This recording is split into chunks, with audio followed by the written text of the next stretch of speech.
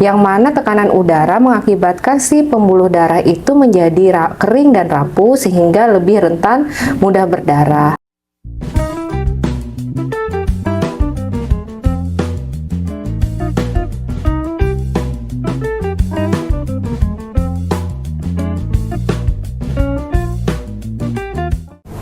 Halo sahabat Hermina, berjumpa lagi di Observasi Hermina, obrolan seru varian edukasi.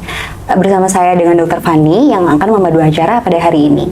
Nah, hari ini kita kedatangan tamu spesial nih, Dr. Sofiatun, dokter spesialis THT-KL. Selamat pagi dokter. Pagi dokter. Apa kabar dok? Alhamdulillah baik dok. Di Poli sering pasien apa aja nih dok, akhir-akhir ini dok? Di Poli akhir-akhir ini paling sering terjadi mimisan dok. Oh mimisan, sama berarti ya dok kayak di IGD ya dok ya? Iya. Soalnya rata-rata pasien nih banyak yang datang, apalagi anak kecil dok, bunda-bundanya pada panik karena pasiennya pada mimisan. Nah, kira-kira apa aja sih dok penyebab mimisan ini dok?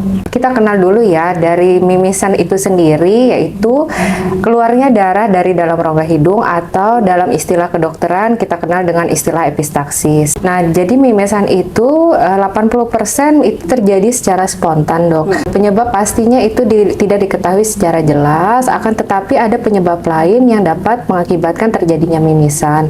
Yang pertama bisa karena terjadi akibat trauma dari hidung itu sendiri. Itu bisa terjadi akibat adanya benturan di bagian rongga hidung, ataupun bisa terjadi karena akibat sering mengorek hidung terlalu dalam dan terlalu keras. Terus yang kedua bisa terjadi karena adanya perubahan dari tekanan udara sendiri, yang mana tekanan udara mengakibatkan si pembuluh darah itu menjadi kering dan rapuh sehingga lebih rentan mudah berdarah. Terus yang ketiga bisa terjadi akibat adanya kelainan dari darah. Terus yang keempat bisa terjadi dok adanya tumor atau keganasan di dalam rongga hidung atau area sekitar dari rongga hidung itu sendiri. Yang kelima itu bisa terjadi karena adanya kelainan dari jantung dan pembuluh darah. Nah, biasanya itu terjadi pada pasien dengan tekanan tinggi mengakibatkan perdarahan pada rongga hidung bagian belakang.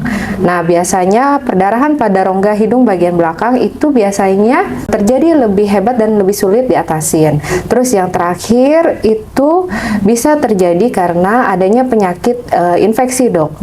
Misalnya contohnya adanya penyakit yang bisa mengakibatkan trombosit menjadi turun. Ternyata banyak ya dok ya, penyebab terjadi mimisan ya dok ya. Terus gimana nih dok caranya biar kalau misalnya lagi ada mimisan nih dok, biar pada sahabat Hermina pada tahu di rumah cara menangani cepat dan tepat kalau misalnya terjadi mimisan itu bagaimana dok? Yang pertama dok, kita usahakan dulu jangan panik. Yang kedua, usahakan kita posisi kita duduk tegak, kemudian kita tekan bagian depan hidung menggunakan jari jempol dan jari telunjuk, kemudian tekan selama 5-10 menit. Usahakan kepala sedikit menunduk ya dok, jangan menengadah karena itu mencegah supaya jangan masuk aliran darah ke dalam saluran napas dan saluran cerna. Terus bisa ditambah dengan mengkompres air es atau air dingin di bagian atas hidung. Itu bertujuan supaya si pembuluh darah menjadi kecil atau yang kita kenal dengan istilah vasokonstriksi dok. Kemudian kita diamkan selama 10-15 menit dok. Oke dok, terus kalau misalnya nih dok udah dilakukan yang tadi dokter sebutin nih di rumah. Nah, kalau misalnya mimisannya itu nggak berhenti-berhenti nih dok, bermenit-menit, nah kira-kira yang perlu dilakukan apa dok? Jadi apabila kita sudah melakukan penanganan di rumah selama 10-15 menit, tetapi perdarahan masih tetap berlangsung, alangkah lebih baiknya kita lakukan pemeriksaan. Lini pertama boleh kita lakukan ke IGD dulu. Terus kalau misalnya masih tetap berdarah, bisa kita lakukan pemeriksaan ke dokter spesialis THT. Tapi mungkin nggak sih dok, mimisan ini menjadi suatu tanda penyakit infeksi serius dok? Karena kan biar ibu-ibu di rumah nih pada nggak khawatir nih, kok anak saya mimisan terus gitu.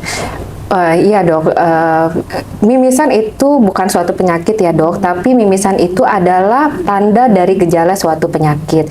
Jadi alangkah lebih baiknya kalau kita cepat untuk memeriksakan penyebab dari mimisan itu sendiri dok. Oke, jadi alangkah lebih baiknya langsung ke IGD ya dok ya. Terus Ya. kalau bisa langsung ke Poli THT ya dok ya. Ya. Oke, dari dokter sendiri kira-kira ada pesan-pesan nggak dok buat sobat Hermina di rumah nih dok, biar nggak pada panik, ibu-ibu terutamanya ya dok ya, untuk anak-anaknya pada saat mimisan. Jadi apabila terjadi mimisan berulang dan terjadi mimisan terus-menerus dan berulang, itu alangkah lebih bagus tadi kita harus langsung memeriksakan ke dokter spesialis THT. Nanti kita akan melakukan pemeriksaan penunjang. Bisa kita lakukan dengan pertama kita lakukan pemeriksaan laboratorium dulu dok. Terus kemudian kita bisa melakukan endoskopi baik rongga hidung bagian depan maupun rongga hidung bagian belakang. Kemudian bisa juga kita lakukan pemeriksaan CT scan untuk melihat adanya kelainan pada rongga hidung kita di depan maupun di bagian belakang. Oke, lebih lengkap, lebih bagus ya dok ya. Apalagi Ya. ada kita di sini ada CT scan, terus ada endoskopi ya dok ya. Ya. Biasanya kalau ngelakuin itu kalau endoskopi di Poli ya dok ya berarti. Ya, di Poli dok. Di Poli. Oke, terima kasih banyak lah dokter atas sharing-sharing ilmunya. Semoga bermanfaat untuk kita semua, terutama untuk sobat Hermina di rumah. Jadi selalu pantau terus observasi Hermina agar selalu terupdate ilmu-ilmunya. Jangan lupa di like, subscribe, and komen. Sampai jumpa lagi di observasi Hermina berikutnya. Bye bye.